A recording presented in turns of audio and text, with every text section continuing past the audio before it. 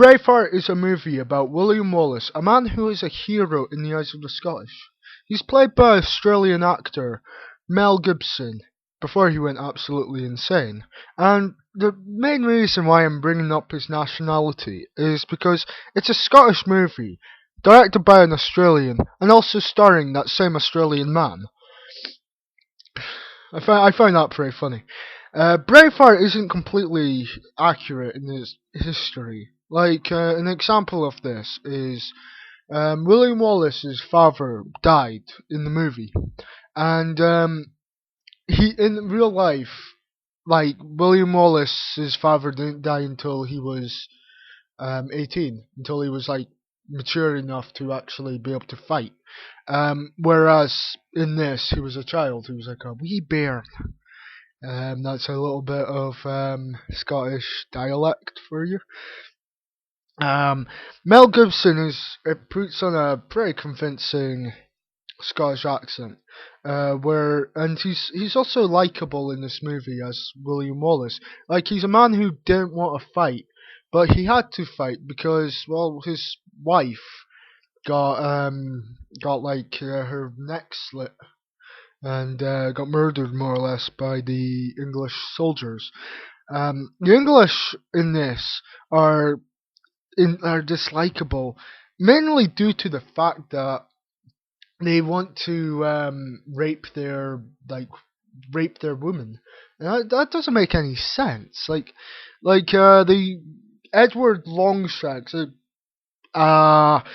exaggeration also, because he wasn't actually that insane in real life apparently.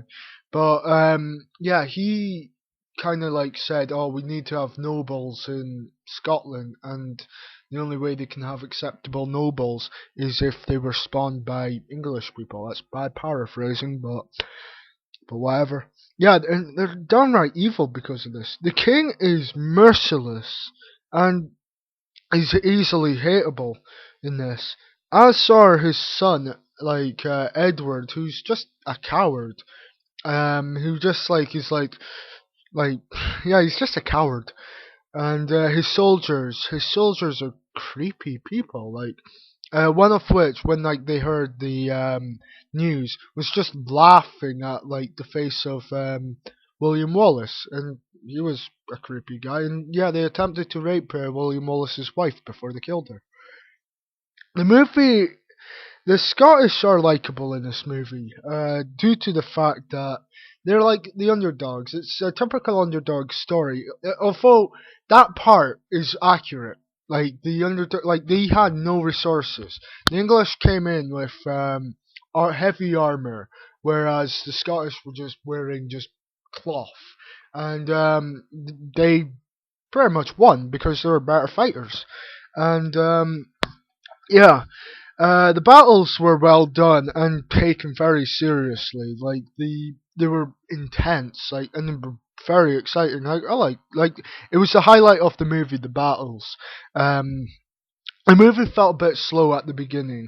Like the development of William Wallace, but it may be because I know a little bit of Scottish history because I learned it in school. But the action made up for it.